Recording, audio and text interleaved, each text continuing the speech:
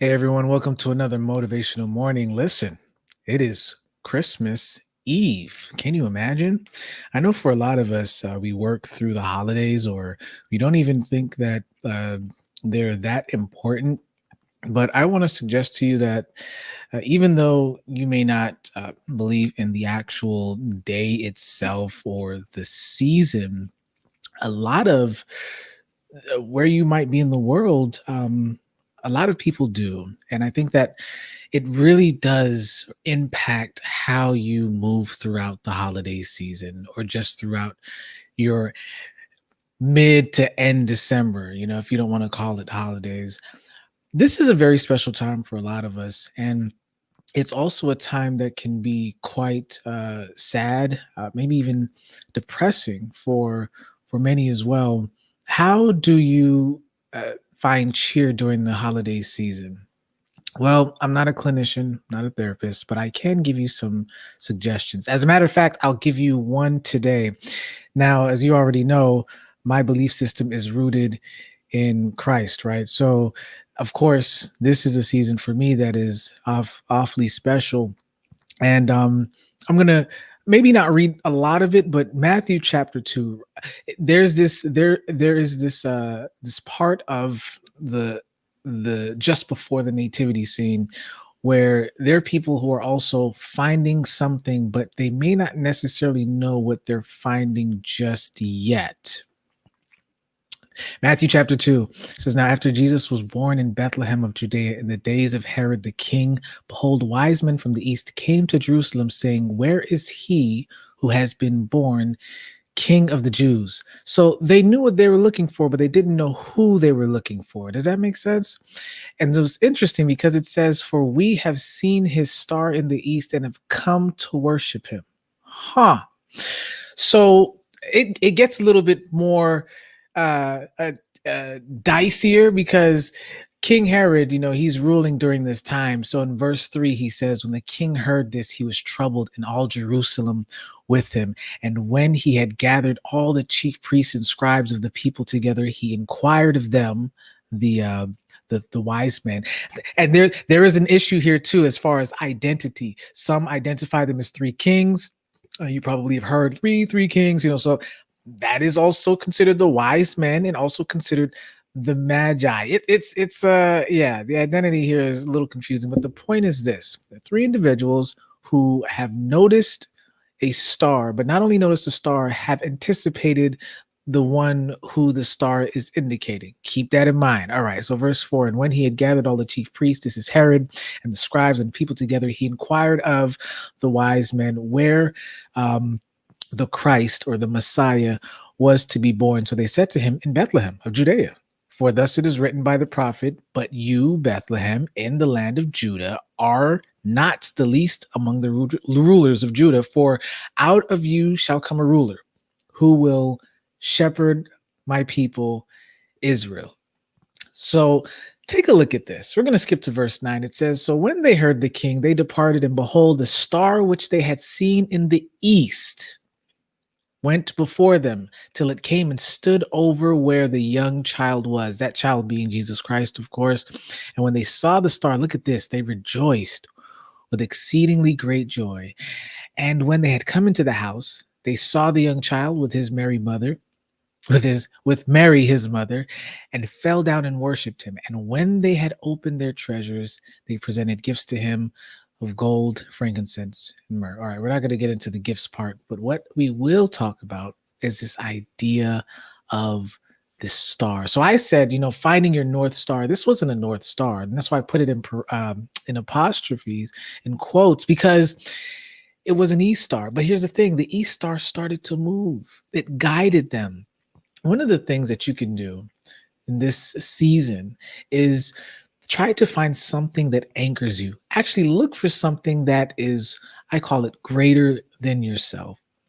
What is that flash of hope that you might have had at one time? What is that dream? What is the thing that will cause you to get up in the morning? What is the thing that will cause you to serve other people? What is the thing that will make you want to do and to be a better person? What's your North Star?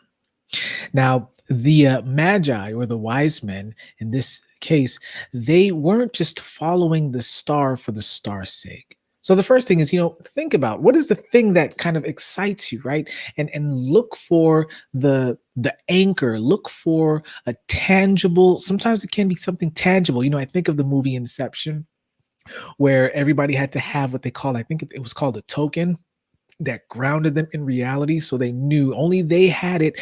No one else were supposed to touch it or to feel its weight, because it was supposed to be just for them, to help them to realize or to understand whether they were in reality or whether they were in someone's dream or a dream in a dream, right? What is your North Star? That's the first thing.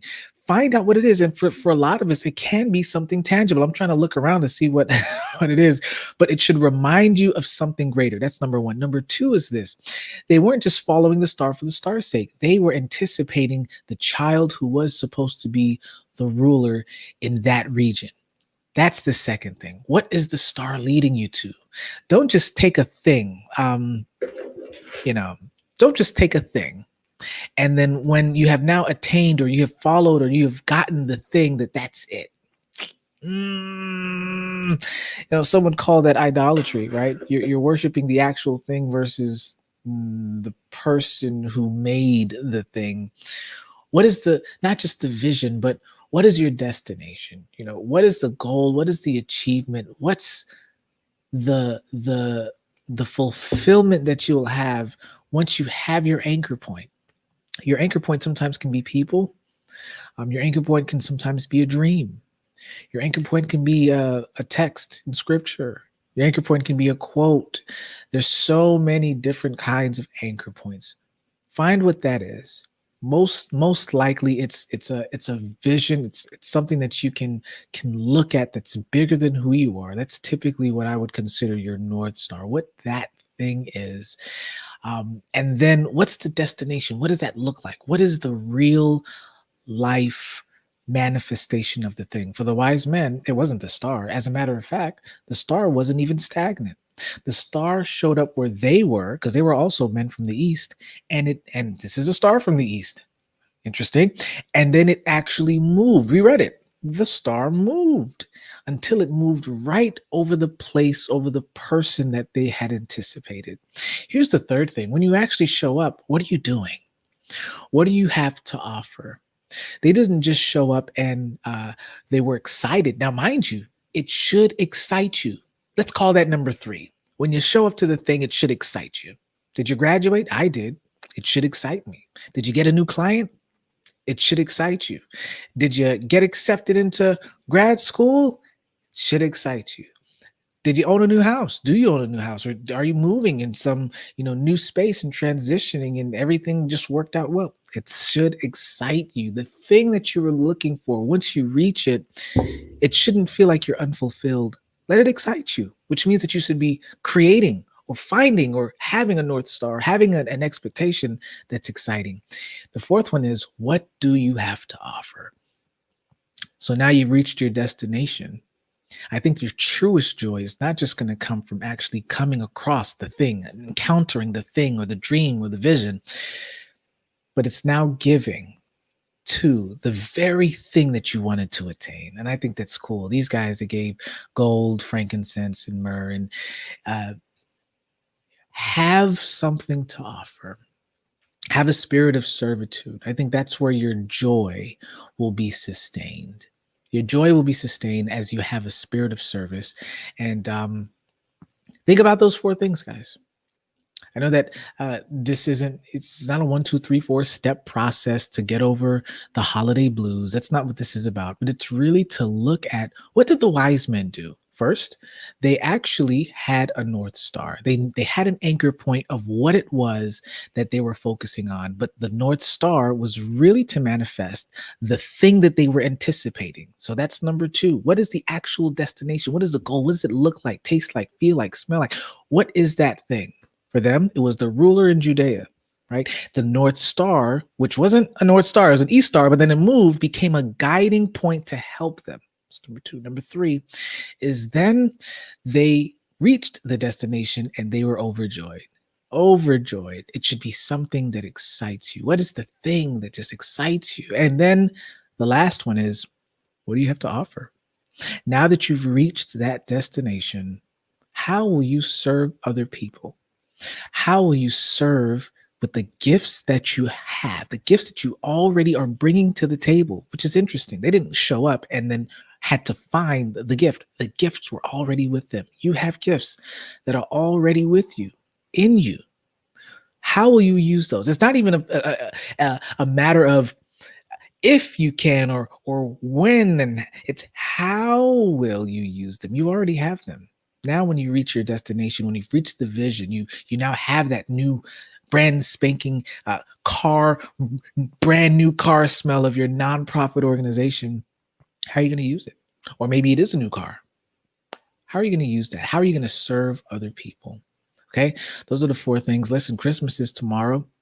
And like I said, you may not believe in Christmas, but I do hope that as there are others who may be around you who are celebrating this season, that you still treat it as a time of joy. Think about those four things that we talked about. And the last one is just wishing y'all a Merry Christmas. I think we're going to live stream tomorrow, actually. We're going to rock it out. I don't see why we shouldn't. Let's do the thing. Enjoy your Thursday, your thoughtful Thursday, and I will see you in the next one. I'll let y'all.